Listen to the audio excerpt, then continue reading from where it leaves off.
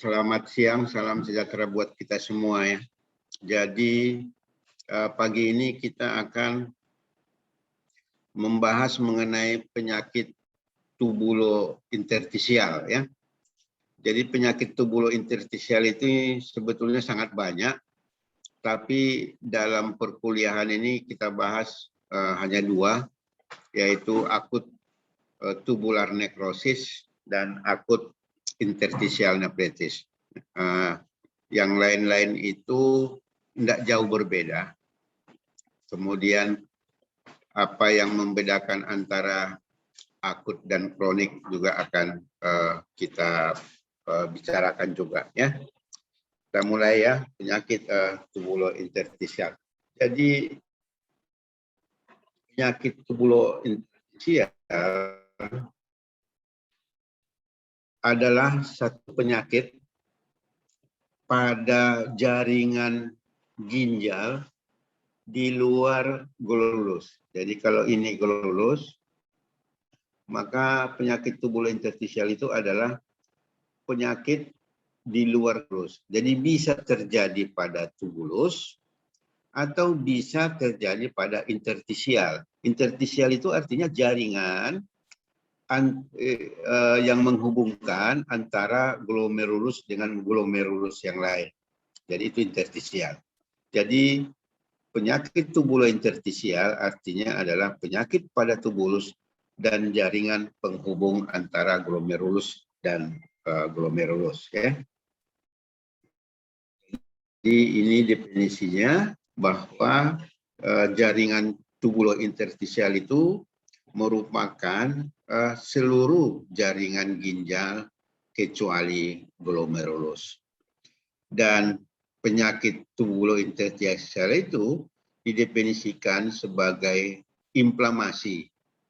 Jadi inflamasi yang akut maupun kronik. Apa yang membedakan antara akut dan kronik itu bila dijumpai fibrosis atau atrofi.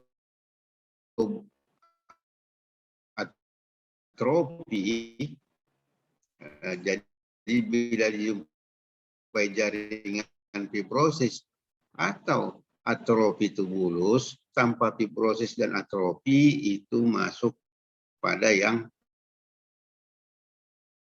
akut. Jadi inflamasi akut maupun fibrosis, atrofi dari tubulus ginjal atau interstisial atau terjadi bersamaan. Inilah definisi daripada penyakit tubulointerstisial. Ya, klasifikasinya bagi atas akut dan yang kronis. Yang akut adalah akut tubular necrosis, itu yang paling sering, akut interstitial nephritis. Jadi yang kita bahas nanti adalah yang dua ini, akut tubular necrosis dan akut interstitial nephrosis. Biasanya yang akut ini sifatnya itu reversibel, artinya masih bisa kembali normal. Kalau yang kronik, yaitu adalah kronik interstitial nephritis atau kronik interstitial fibrosis tubular atrofi atau kronik tubular, itu perjalanannya nanti akan mengarah kepada gagal ginjal atau gangguan ginjal. Jadi kalau yang kronik ini sifatnya adalah irreversibel ya. Jadi pada kuliah ini kita hanya membahas yang akut. Secara terminologi, maka tubulointerstitial nephritis, jadi penyakit tubulointerstisial ini bisa juga disebut sebagai tubulointerstitial nephritis ya. Itu ada yang primer ya. Jadi dia ada yang primer. Jadi kalau yang primer itu terbatas pada tubulus. Kalaupun melibatkan glomerulus itu sangat sedikit ya. Kemudian tadi ada kita bahas akut. Jadi kalau dia akut itu secara tiba-tiba Kemudian kalau yang kronik itu berjalan lambat dan tandanya adanya fibrosis atau atrofi, ya, fibrosis inisial atau atrofi daripada tubular. Kalau dia yang akut itu hanya terjadi edema di daerah interstisial, ya, hanya edema dan biasanya juga ada infiltrasi leukosit, ya. Itu yang primer. Kalau yang sekunder itu inflamasi pada tubulointerstisial itu ada hubungannya dengan penyakit glomerulus, ya. Jadi ada hubungannya dengan penyakit glomerulus atau penyakit pada pembuluh yang kemudian juga bisa karena infeksi, ya. Jadi ada hubungannya dengan mikroorganisme. Kemudian ada yang idiopatik dan ada yang reaktif juga, ya. Itu peradangan tubulointerstisial akibat inflamasi sistemik, ya. Ini terminologinya dan nanti juga kita bahas juga mengenai etiologinya. Kemudian ada juga disebut sebagai infeksi saluran kemih. Kalau kejadian pelvic dan kaliks daripada ginjal itu disebut pyelonefritis atau sering kita disebut pyelonefritis ini adalah infeksi saluran kemih atas dan ini ada yang akut, ya. Kalau yang akut itu tiba-tiba kemudian terlibat pelvic kaliks dan parenkim ginjalnya sedikit. Kemudian kalau yang kronik itu adalah keterlibatan pelvic kalik dan terjadi pembentukan jaringan parut atau fibrosis yang prominent, ya. Jadi intinya adalah membedakan akut itu tidak ada jaringan fibrosis, yang ada edema atau nekrosis. Kalau yang kronik itu ada fibrosis atau atrofi, ya. Ya, ini secara etiologinya dari penyakit tubulointerstisial. Jadi dia bisa disebabkan yang pertama oleh karena iskemik atau cedera toksik, ya. Jadi akut tubular nekrosis. Kemudian bisa oleh karena inflamasi, ya, yang disebut tubulointerstisial nephritis. Jadi dia ada dua, iskemik atau inflamasi. Yang inflamasi itu bisa disebabkan oleh karena infeksi, itu yang tadi kita sebut pyelonefritis, bisa karena toksin atau penyakit metabolik yang lain, yaitu bisa obat-obatan berat, aluminium, ya. Kemudian bisa karena nefropati asam urat oleh karena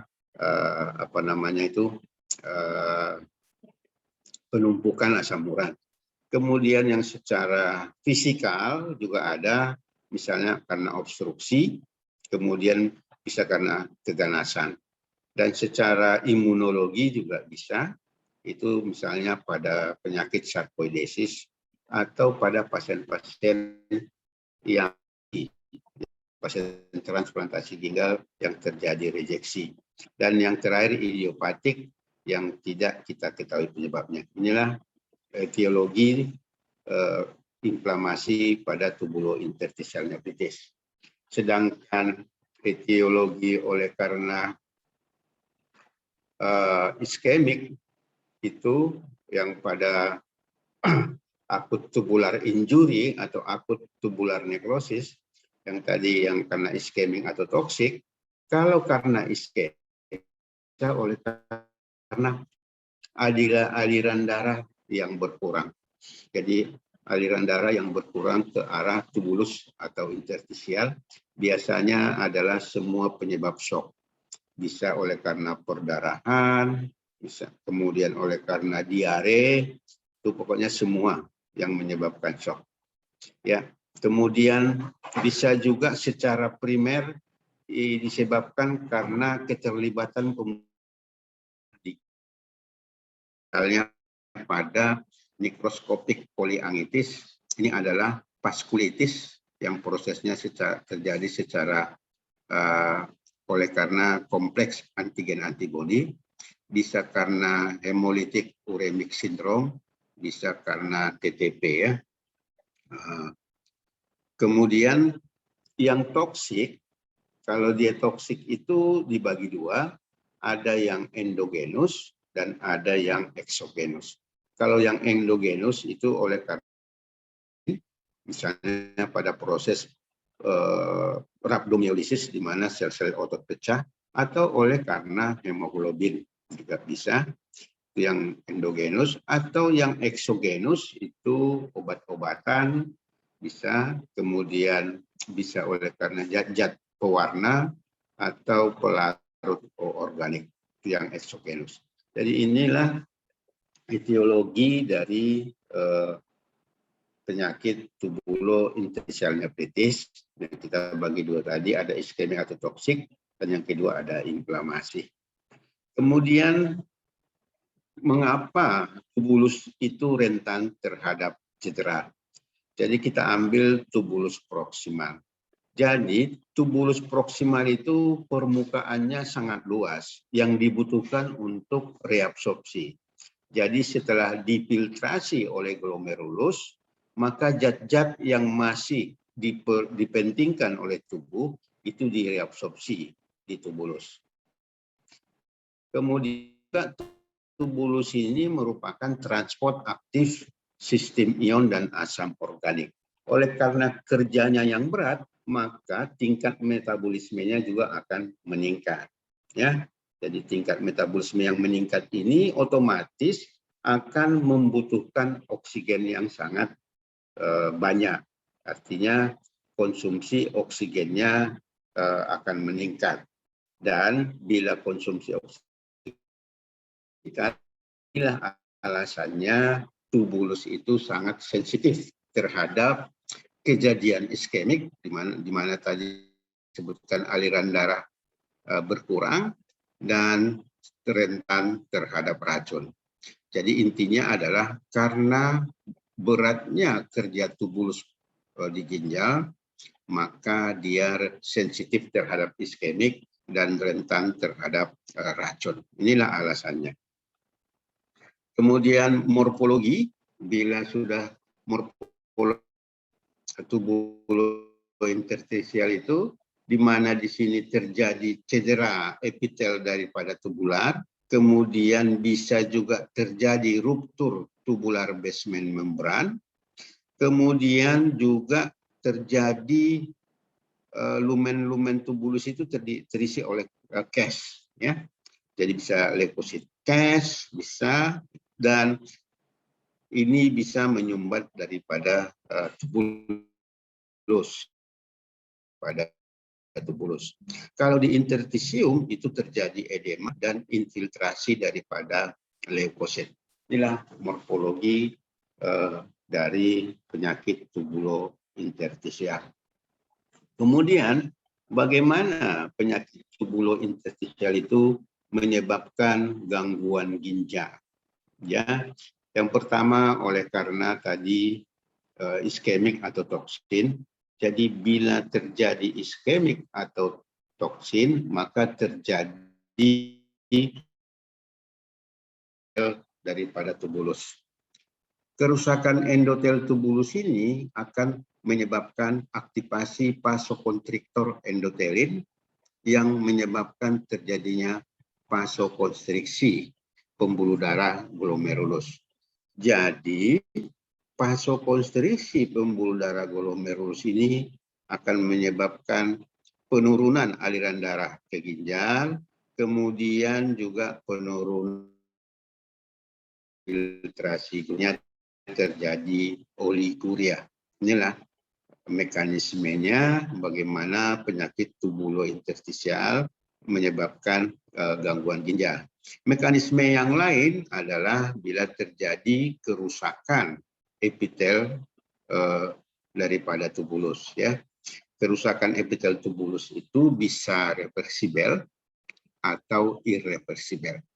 Kalau dia reversibel itu biasanya kejadiannya terjadi redistribusi protein membran.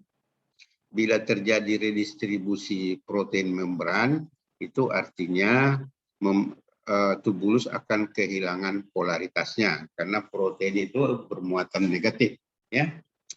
Kalau terjadi kehilangan polaritasnya, maka terjadi abnormal transport dari ion. Jadi transport ion yang abnormal ini menyebabkan sekresi natrium akan meningkat. Bila sekresi natrium meningkat di distal tubul, itu air juga ikut bila ekskresi natrium meningkat di distal tubul, maka air juga akan ikut diekskresi. Terjadilah penurunan volume, dan penurunan volume ini akan menyebabkan tubuloglomerular feedback yang mengeluarkan atau menstimulasi sistem renin-angiotensin-aldosteron sistem. Akhirnya juga akan terjadi vasokonstriksi. Ya, dari vasokonstriksi dan terjadi penurunan. Mekanismenya adalah detachment daripada sel, artinya lepasnya atau lepasnya sel, itu juga akan menyebabkan sumbatan di tubulus. Sumbatan di tubulus ini akan meningkatkan tekanan intratubular.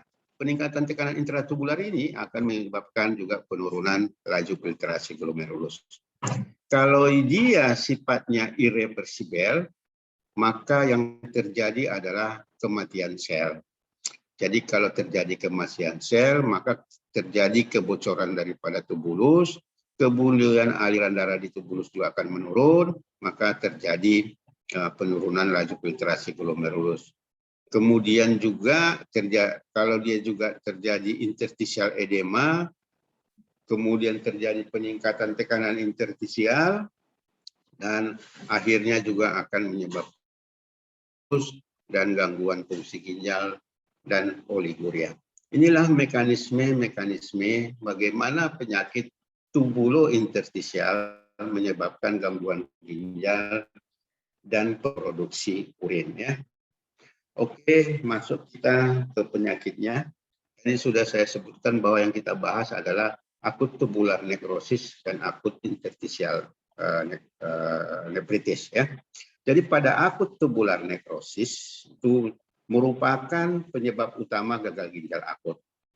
Ya, etiologinya tadi sudah disebutkan, bisa oleh karena keracunan langsung dari tubulus, bisa oleh karena antibiotik, aminoglikosida, NSAID, agen kemoterapi, racun, dan lain-lain. Bisa karena iskemik ginjal, oleh karena akibat perdarahan, intraoperasi, terjadi perdarahan, bisa karena sepsis, luka bakar, dehidrasi, stroke, dan rhabdomyolysis, dan lain-lain.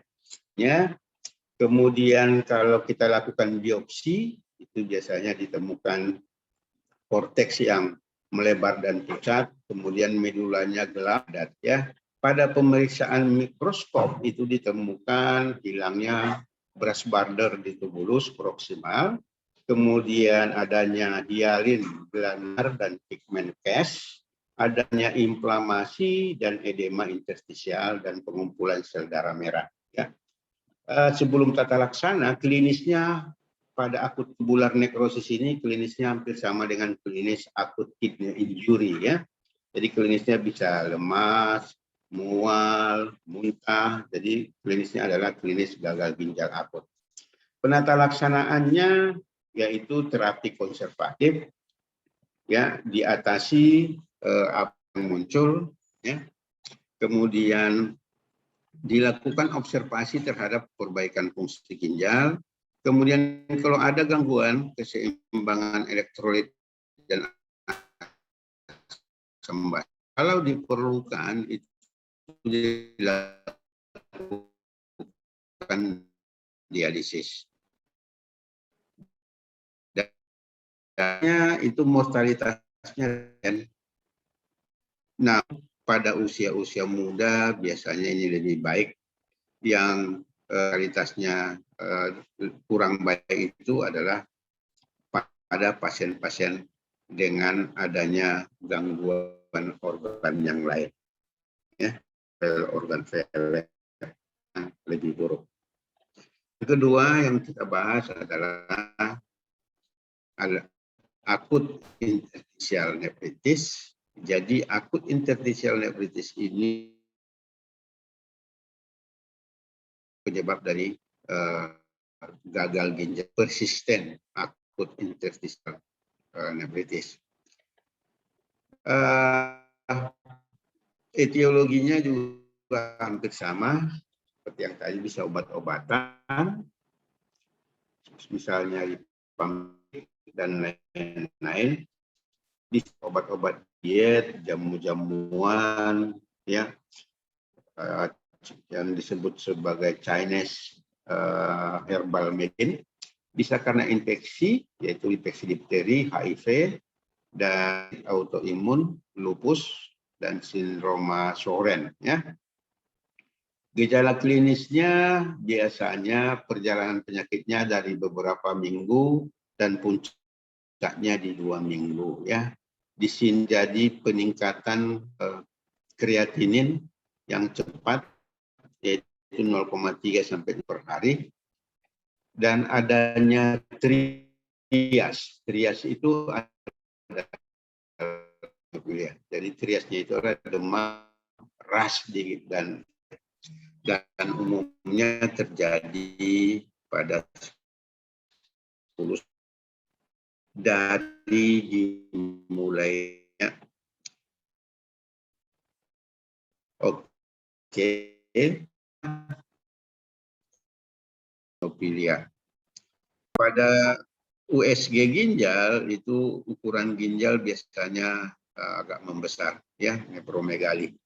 Pada biopsi itu dijumpai infiltrasi mononuklear, yaitu adanya sel plasma atau limfosit dan kadang-kadang eosinofil, ya. Kemudian ada destruksi tubuler, ada fibrosis. Jadi kalau ada fibrosis dan atrofi daripada tubulus ini, maka menunjukkan kerusakannya interstisial itu bersifat irreversibel atau disebut sebagai interstitial nephritis yang kronis dan akan berlanjut pada gagal ginjal yang kronik, ya. Pengobatannya kita hentikan obat-obatan pencetus, itu di stop. Kemudian kita atasi penyebab yang lain. Bila ada infeksi kita kasih antibiotik. Bila ada autoimun itu kita kasih steroid atau imunosupresan dan lain-lain. Kemudian pemberian steroid di sini kita berikan 1 mg per kilogram berat badan per hari, ya. Kemudian bila tekanan darah meningkat itu kita kontrol tekanan darahnya. Jadi inilah 2 penyakit tubulointerstitial nephritis yang paling sering kita jumpai. Ya, terima kasih, ya. Kita kembalikan ke Komting, ya. Silakan, atau kita diskusi, ya. Ada yang mau ditanyakan? Izin bertanya, Dokter.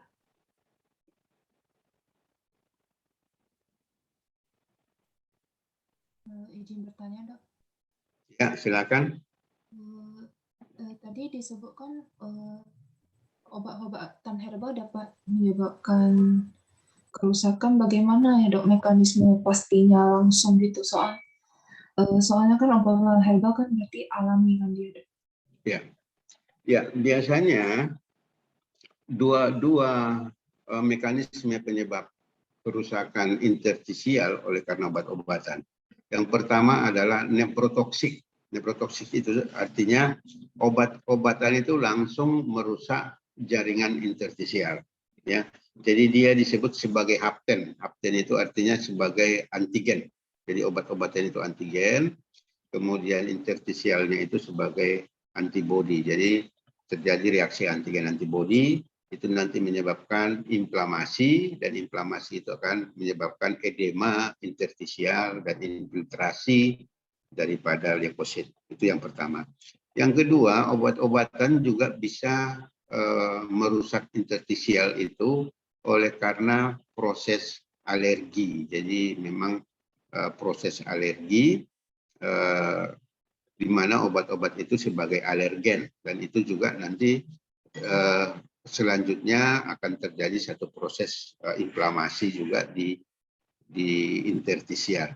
Jadi itulah dua penyebab obat-obatan mengganggu atau merusak interstisial. Bisa secara langsung yaitu nephrotoksik, bisa mekanisme alergi. Ya. Oke, terima kasih ya. Terus ada lagi?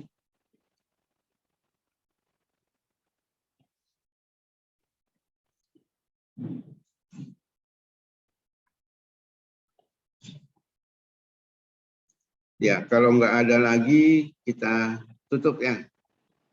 Ya, Dik? Iya, Dok. Oke, kalau nggak ada yang bertanya kita tutup. Ya, jadi terima kasih. Memang ini yang kita ambil kasusnya adalah dua kasus. Karena kasus-kasus yang lain misalnya oleh karena kontras, indus nefropati, kemudian aluminium atau apa, itu prosesnya semua sama, ya. Dan kasus ini sebetulnya yang paling sering kita jumpai yaitu akut tubular nekrosis dan akut interstisial nekrosis. Terima kasih, semoga bermanfaat, dan saya sudahi dengan Assalamualaikum warahmatullahi wabarakatuh. Selamat siang, salam sejahtera buat kita semua.